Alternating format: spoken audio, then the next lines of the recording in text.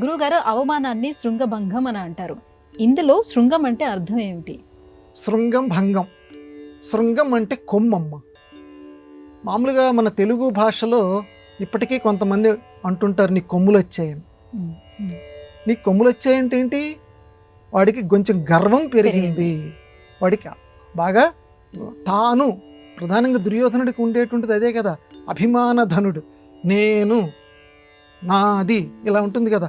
కాబట్టి శృంగభంగం, కొమ్ములు విరిగిపోవటం. దున్నపోతులు కానివ్వండి, లేకపోతే ఈ మిగతా జంతువులు, కొమ్ములు ఉన్నటువంటి జంతువులు కానివ్వండి, అవన్నీ కూడా కొమ్ముల్ని ఒక ప్రతిష్ఠ కింద భావిస్తాయి. కొమ్ము విరిగిపోతే అదేదో మొత్తం సర్వస్వం కూడా కోల్పోయినంత బాధ వాటికి వస్తుంది. ఆ కొమ్ము తమ యొక్క అభిమానానికి గుర్తు కింద, తమ యొక్క పరాక్రమానికి గుర్తు కింద ఆ కొమ్ముని భావిస్తాయి. అందువల్ల శృంగభంగం, ఆ కొమ్ము గనక విరిగిపోయింది అని అంటే చావకపోయినా చచ్చిపోయినంతగా అవి భావిస్తాయి, చావుతోటి సమానంగా భావిస్తాయి. కాబట్టి అదే పదం, ఆ శృంగభంగం ఏదైతే ఉన్నదో ఆ శృంగభంగం అనే పదాన్ని తెలుగువాడు తన జాతీయంగా మార్చేసుకున్నాడు.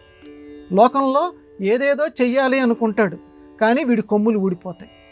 అంటే అందరినీ మించిపోవాలనుకొని ఎవరిని తొక్కేయాలని అనుకునేటువంటి వాడు చివరికి తన కొమ్ముల్ని పోగొట్టుకుంటాడు, తన ప్రతిష్టని తానే స్వయంగా నాశనం చేసుకుంటాడు. కాబట్టి మిత్రులారా, ఎవరూ కూడా శృంగభంగానికి గురి కాకండి, అవమానానికి గురి కాకండి, కొమ్ముల్ని ఊడగొట్టుకోకండి. కొమ్ములు వచ్చాయంటుంటారు కదా, కొమ్ముల్ని ఊడగొట్టుకోకండి. అంటే శాంతంగా ఉండండి.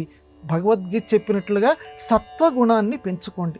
మన ధర్మం చెప్పేది ఎప్పుడూ కూడా 3 గుణాల్లో సత్వగుణాన్ని అవలంబిస్తూ ఉండండి, శాంతంగా ఉండండి, చిరునవ్వుతో పలకరిస్తూ ఉండండి.